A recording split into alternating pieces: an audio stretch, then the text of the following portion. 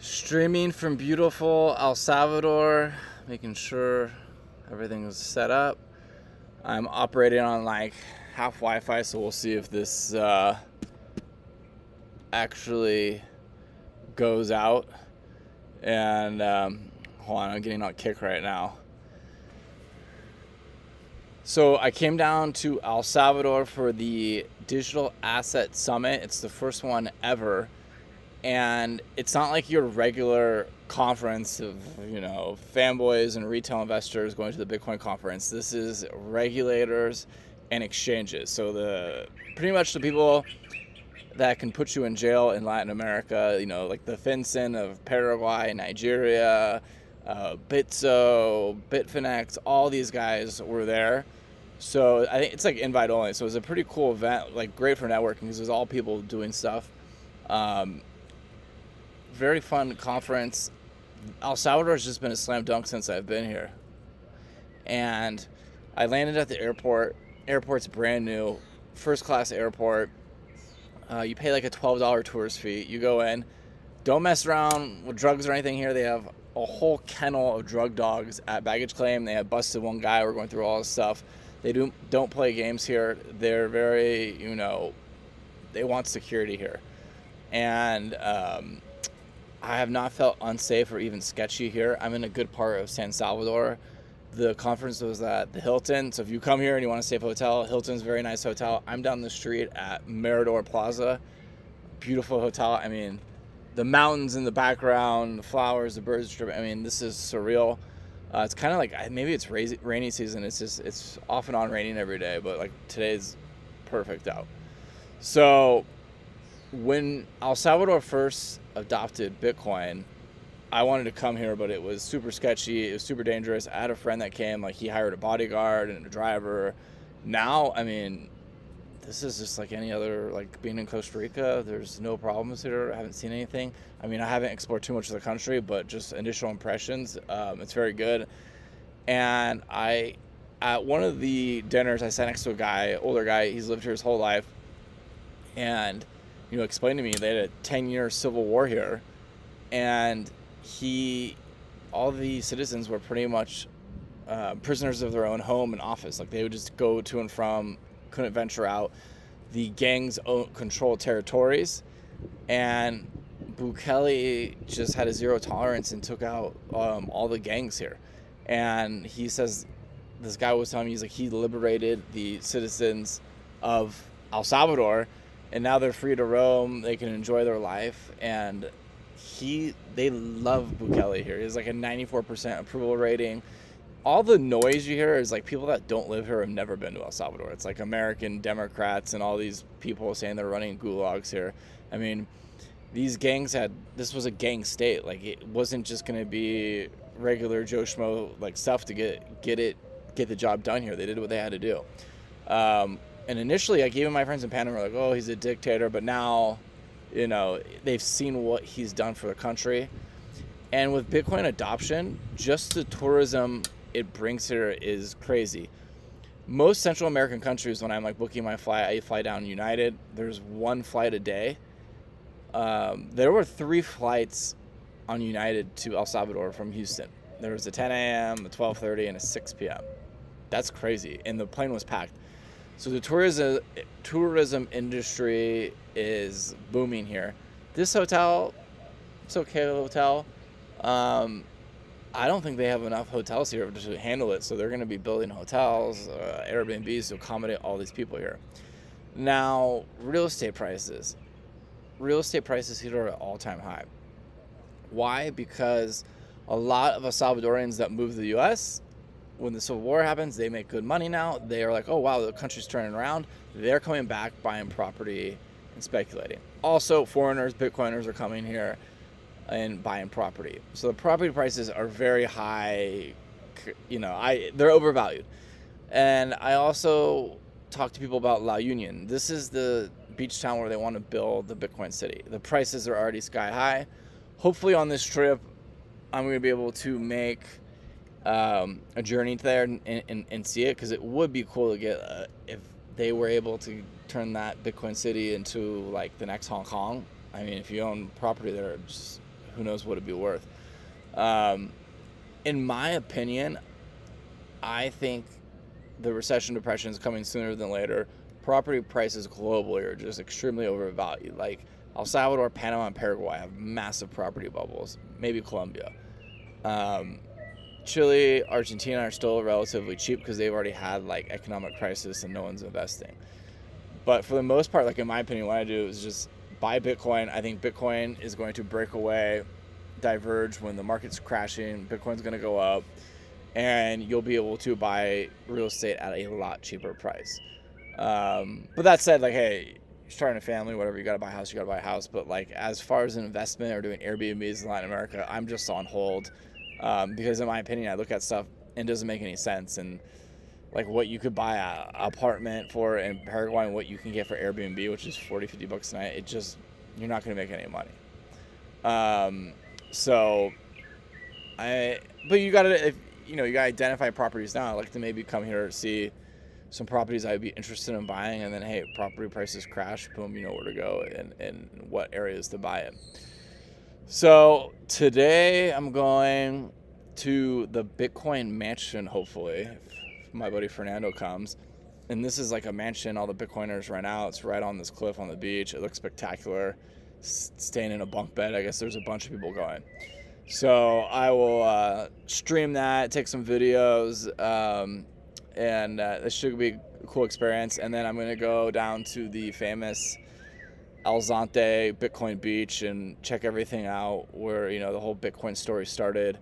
I met a couple of the guys that run it, I think at Blockchain Life, so gotta figure out how to get a hold of them and maybe get a tour and check all that stuff out. But so far,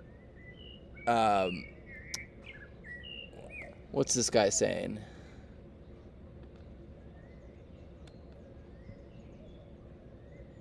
Oh, this guy, I'm new to Bitcoin. This guy wants to know a good coin.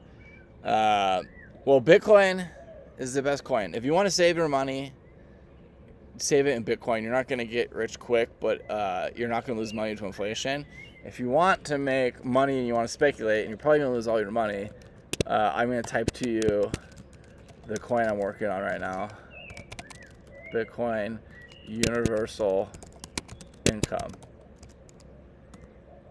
Buy this one. This coin, it's the first ever Bitcoin Solana meme coin that pays you in Bitcoin. So how it works is there's a 5% tax on buy, sell, and transfer.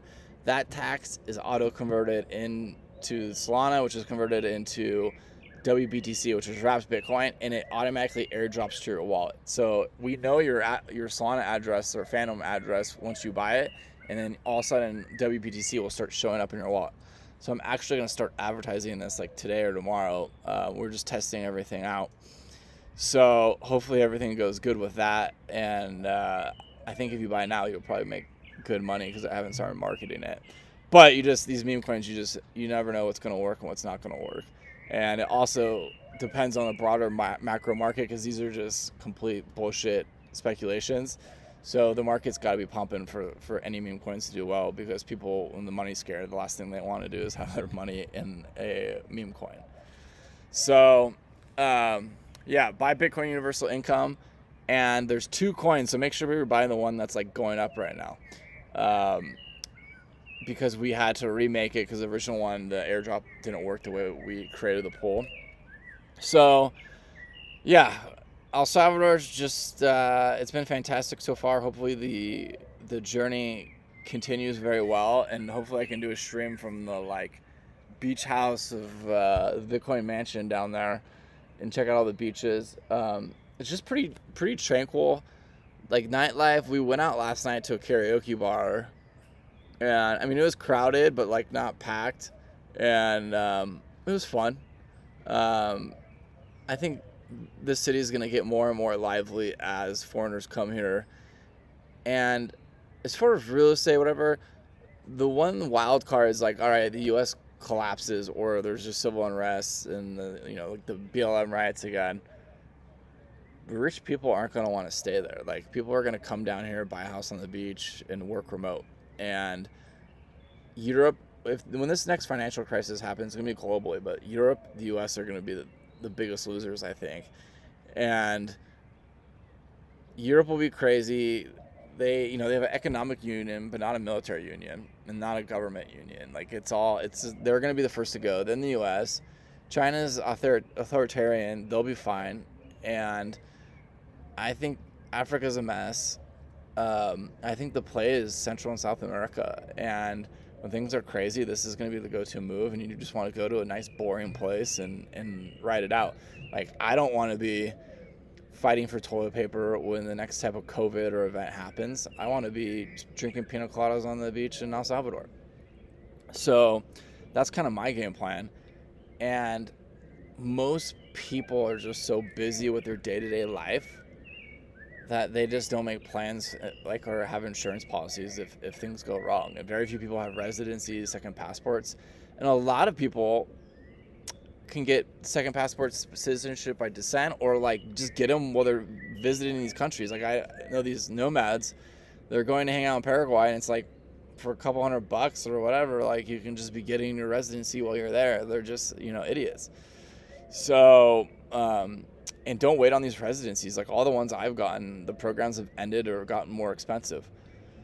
So, and other news, I met up with one of the congressmen, Gabriel Solis. He's from Panama. These guys are all young guys. I think Panama is going to get Bitcoin going. They just made it in Panama City where you can pay your taxes in Bitcoin, and they partner with Tower Bank. So things are moving here. Everything's bureaucratic and slow in Central America and South America. Everything just takes longer.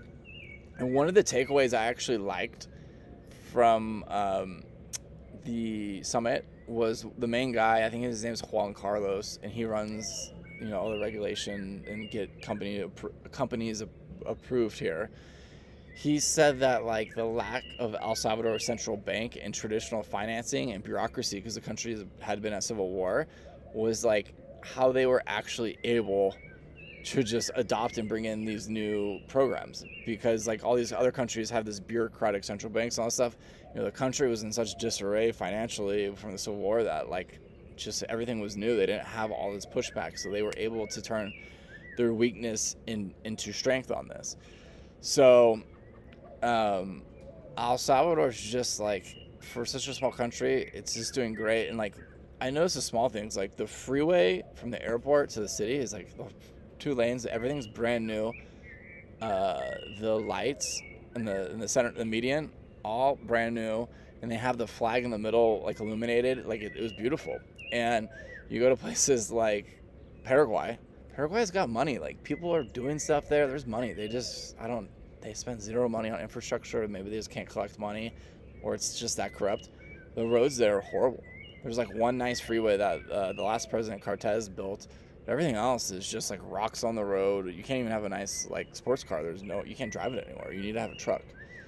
So, and whenever it rains, the streets are flooded. So for El Salvador, they're just investing, man. They're very proud of their country. They're very friendly. It reminds me of Paraguay. People are very friendly here. They're very proud. They want to show you their country because they've been closed off because not a lot of people came here for a long time.